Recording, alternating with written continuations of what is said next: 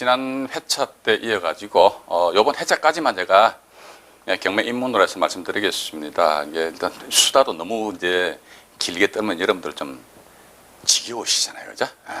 그런데 제가 뭐 지난 회차 때 이제 기본에 충실하자 뭐 이런 측면에서 쭉 말씀 많이 드린 것 같아요. 말씀 많이 드리고 이제 꼼수나 비법, 편법 이런 거 제발 그거 없다 이렇게 생각하십시오. 없다 생각하시고 뭐 내가 뭐 경매 입찰했는데 1년 동안 한 건도 낙찰 못 받았어. 에이 그러지 마십시오.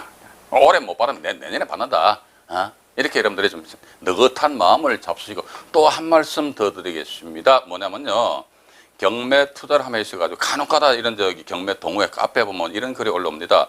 제가요 지금 직장 다니고 있는데요. 봐가지고요 옷을 벗고 나와서 경매 투자에 올인하려고 그러는데요. 하면 될까요 말까요? 라는 그런 글들이 올라와요. 근데 저는 그런 걸 보면 만약에 제가 그분 만나게 되면요. 쌍수를 들고 하지 마세요 그럽니다. 왜냐면 이게 경매 투자라는 것이 뭐다? 내 마음대로 된다면 얼마나 좋겠습니까? 내가 입찰하는 족종 들어간 낙찰 받아가 중개업소 내놓으니까 그냥 막 툭툭 팔려가지고 막 한 건 낙찰하면 막 1,000만 원, 2,000만 원 떨어져. 그럼 당연히 그때는 뭐 회사 때려치고 나와버려야지. 그러나 현실은 그게 아니란 거예요. 현실은 절대로 그게 아닙니다. 첫째 뭐다? 내가 먹고 살라 그러면은 일단 수익이 발생돼야 될 거 아닙니까? 그러니까 수익이 발생된다는 건 뭐다? 그 전제가 낙찰을 받아야 될 거 아닙니까? 낙찰을 받아야 돼. 낙찰 받는 게 자체가 그렇게 쉽지 않단 말이지. 그런데 어떻게 제가요 그만두고 때려치고 그러니까 경매를 몰라 이걸 아직도 이 분위기를 몰라서 그런 글들을 올린단 말이에요. 참 답답한 사람들. 그래서 저는 항상 이런 말씀을 드립니다. 뭐냐면 투잡 내지 쓰리잡 개념에서 접근하십시오. 내가 하는 이 본업이 있어요. 본업은 그대로 충실하시면서 월요일부터 금요일까지 충실히 본업하시고 그다음에 토요일하고 일요일날 이틀 정도 해가지고 차 끌고 저쪽 어딥니까? 가족들하고 놀러 다니지 마시고 10년 후, 20년 후를 생각해 봐야 될 거 아닙니까? 그지? 해가지고 아예 그냥 일요일 날은 임장 가시는 게 좀 뭐냐면은 시세 가격을 조사해야 되는데 그 가격은 어디 가서 조사하는데 그러니까 공인중개사 사무실 가서 가격 조사해야 될 거 아닙니까? 그런데 거의 가다 보면 공인중개사도 일요일 날 다 쉬어요. 그렇기 때문에 어떻게 토요일 날 중점적으로 어떤 지역을 딱 섹터를 잡아가지고요. 5건이든 6건이든 물건 뽑아가지고 막 그냥 집중적으로 중점적으로 여러분들이 하시면은 되실 것 같아요. 그러나서 일요일 날 그때 가족들하고 저기 산에 가시든지 들에 가시든지 마음대로 하시라는 겁니다. 일단 그렇게 하시면서 이 전업을 하신다는 것은요. 만약에 요 본 동영상을 보시는 분들 중에서 난 전업을 할 거야. only 올인할 거야. 라고 생각하시는 분들은요.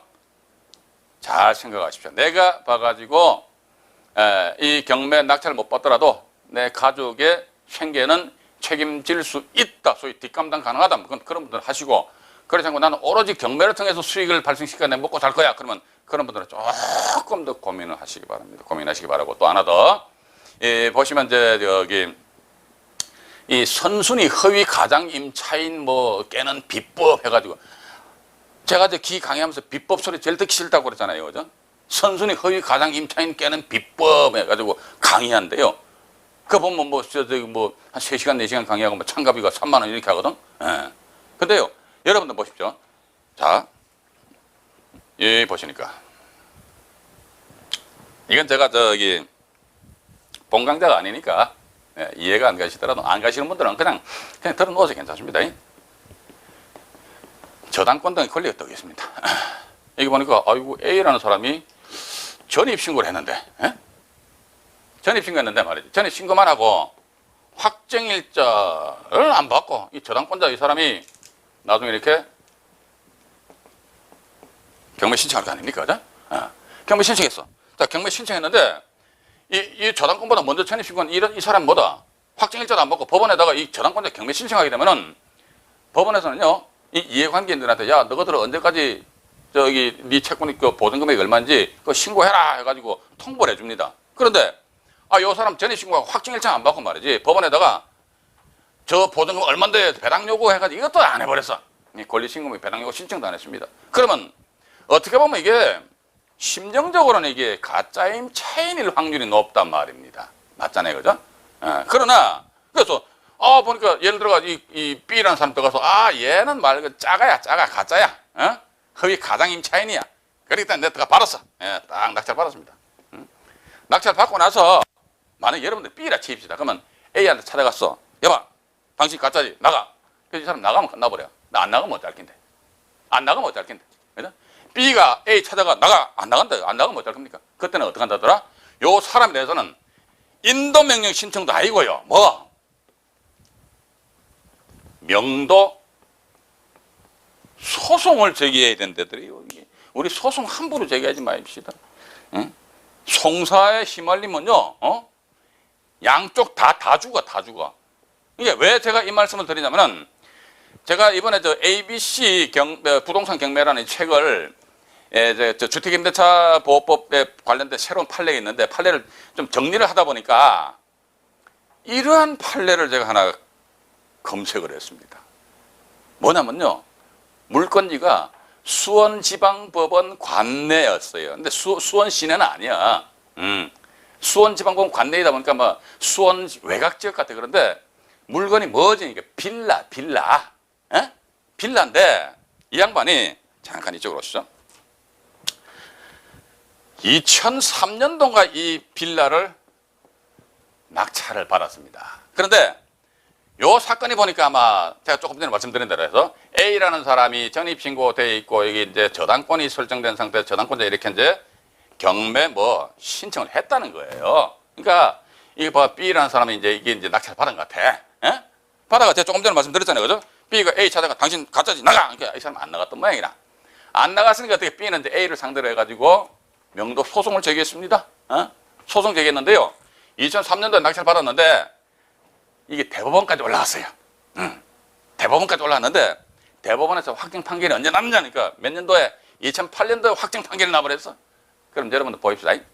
2003년도에 빌라 하나 낙찰 받았어요. 빌라 같은 뭐 큰 메리트는 없잖아요. 그죠? 큰 메리트 뭐 없어요. 근데 이것도 서울도 아니고 수원 시내다, 수원시 외곽 지역이라고. 근데 2003년에 낙찰 받아가 대법원에서 2008년도에 확정 판결이 났다더라. 그러면요, A라는 사람은요, 이 집에서 5년 동안 그냥 공짜로 살 수가 있어. 자, 근데 봅시다. B가 A를 상대로 명도 소송을 제기한다는 것은 저당권자가 경매 신청을 했잖아요. 하게 되면 이 사람 낙찰을 받으면 법원에다 B 이 사람은 잔금을 납부 다 해야 됩니다.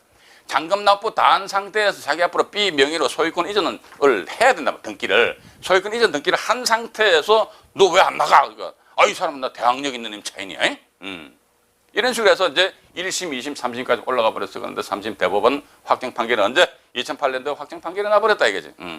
자, 분명히 보면 이제 허위 가장, 근데 이 대법원 판결을 보게 되니까, 너는 가짜 임차인이다 이런 판결이 났어요. 그런데 이 5년 동안 내 몸고생, 마음고생한 것은 누구한테 보상받을 거냐 이거지.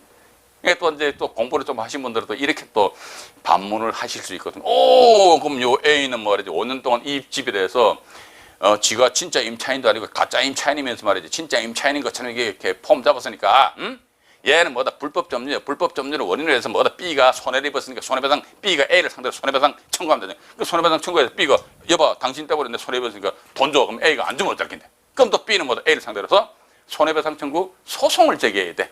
여러분들 보십시다. 소송이 만능이 아닙니다. 예. 소송도요, 필요할 적에 소송 제기해야 되는 거야. 아무 때나 그 소송 제기하면 안 된단 말이야. 그러니까, 손해배상 청구 소송 제기했다. 그럼 법원에 또 판결 날 거 아닙니까? 판결 난다 하더라. 그럼 예를 들어가지고 판결문에 A 너의 불법 점유로 인해서 B가 손해를 입었기 때문에, 불법 행위거든요. 손해를 입었기 때문에 너는 뭐다? A는 B에게 너 그만 3천만 원 정도 손해배상 해줘라. 판결문 나옵니다. 근데 A가 돈 안 주면 어쩔 낀데. 안 주면 어쩔 낀데. 그죠? 그런 게 말 그대로 산 넘고 물 건너 바다 건너 같은 그런 상황이 되기 때문에 아마도 이 물건 낙찰받은 B 입장에서는 말이죠. 경매 경자 소리만 들어도 뭐한다?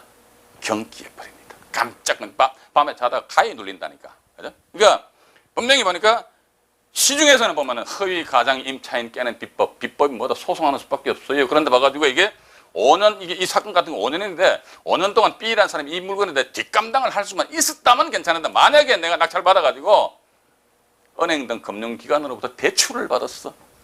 한 달에 이자 얼마씩 꼬박꼬박 나갑니다. 예?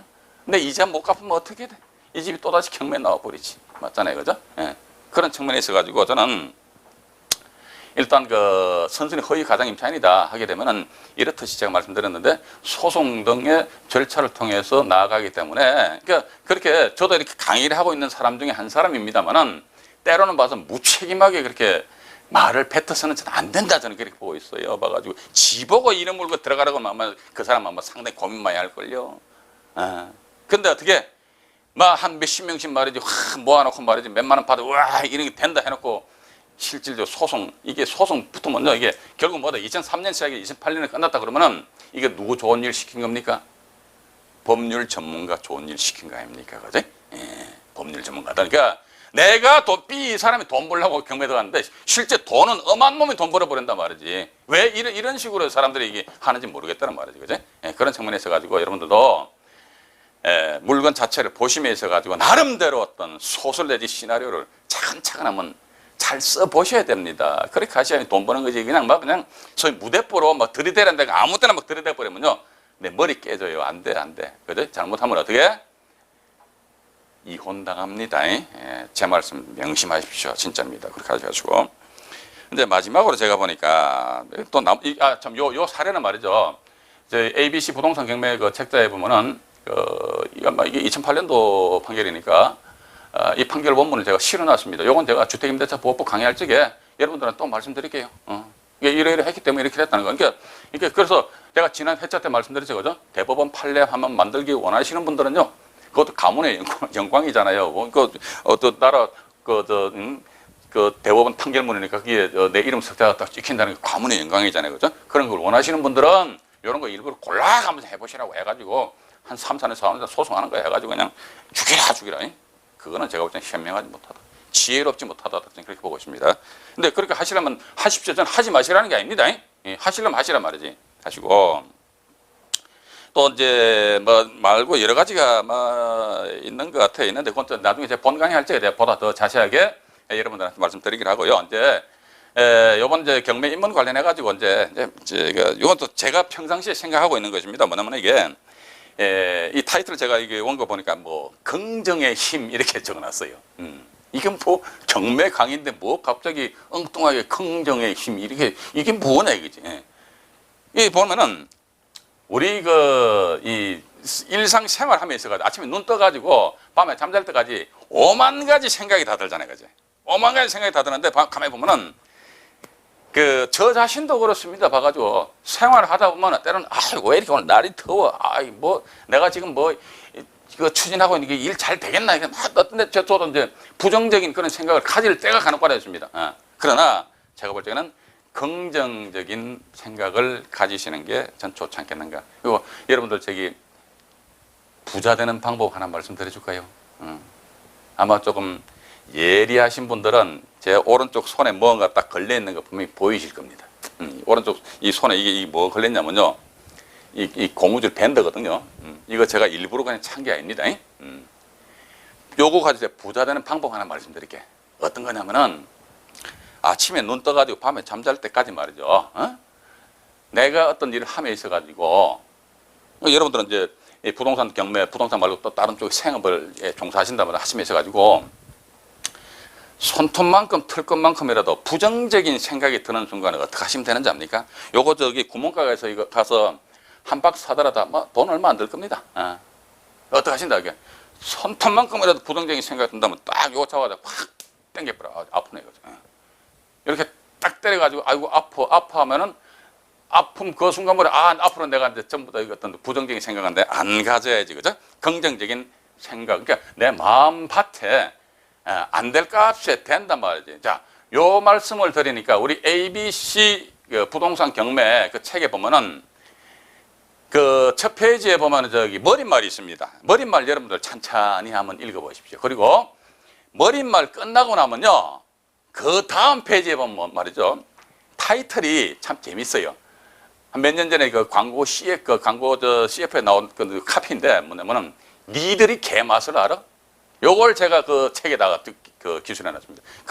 그 내용은 말이죠. 제가 저희 건강한 부자 클럽의 그 카페 회원 한 분이 2007년도인가 그때 뭐 어떤 나름대로 그 카페에다가 이제 자기 어떤 처해진 상황에 대해서 글을 올려놓으셨더라고요. 그래서 저는 그 글을 보고 장문의 글을 올려놨습니다. 근데 그 니들이 개맛을 알아. 이것도 다 말씀드리자면요, 시간이 엄청 많이 걸려. 그래서 책에 그걸 제가 기술해 놨으니까 그걸 여러분들 한번 보시는데, 아마 그 맨 마지막에 맺는 말에 보면 막 이런 글이 있는 것 같아요. 뭐냐면요, 하려는 자는 방법을 찾아요. 딱 세상벌에 두 부릅니다. 하려는 자는 방법을 찾는데 하지 않으려는 자는 뭘 찾는다? 구실 핑계를 찾는단 말이죠. 아, 이것 때문에 안 돼. 여러분들 왜 이 동영상 보십니까? 이 안종현이 얼굴 보시려고? 아니야. 궁극적으로 뭐다? 돈 버시기 위해서 이 동영상을 보신단 말이죠. 그죠? 그렇다면 어떻게, 내가 돈 벌어야겠다 그럼 경매 이놈 내가 완전히 박살내버려야겠다 그러면 어떻게? 방법을 찾아야 될 거 아닙니까? 그죠? 근데 책을 보니까, 법률용, 이거 어려워. 맨날 핑계 대거든. 이건 나 학교 다닐 때 안 배웠어. 그런 사람들은 이제 제가 감히 단언합니다만은 죽을 때까지 그 모양 꼬꼬라지 살아갑니다. 나 60월 70대잖아요. 그러면 그때 그분들은 뭐 하는지 아십니까? 이 동네 돌아다니면서 파지 주스로 돌아다닌다니까. 허리 이렇게 해가지고. 여러분들 이렇게 허리 꿍꿍해가지고 종이 죽고 돌아다니실랍니까? 아니면 늙어서 딱 자식들하고 손자들한테 이게 대우를 받으면서 사실랍니까? 그거는 여러분들 알아서 판단하십시오. 그러니까 내가 하고자 하면 생각을 하다 보면요, 뭔가 답이 나오더라고. 저는 지금까지 그렇게 살아왔습니다. 이게 제가 이렇게 말씀드린다는 것이 이 안종현이 제가 홍보하는 게 제가 자랑하는 게 아닙니다. 그러니까 니들이 개맛을 알아. 거기에 보면 저는 그 서울에 한양공고 졸업했어요. 한양공고 기계과 졸업했습니다. 그 대학교 때 28살 때 대학교 들어갔어요. 예? 그러니까 제가 1976년도에 한양공고 졸업했으니까 그 당시에는 말이죠. 요즘은 그런 용어가 없는데 그 당시에는 시커먼 작업복 입고 뭐 공장에서 일한다면 전부 다 공돌이, 공순이 이런 식으로 저 표현들 많이 했어요.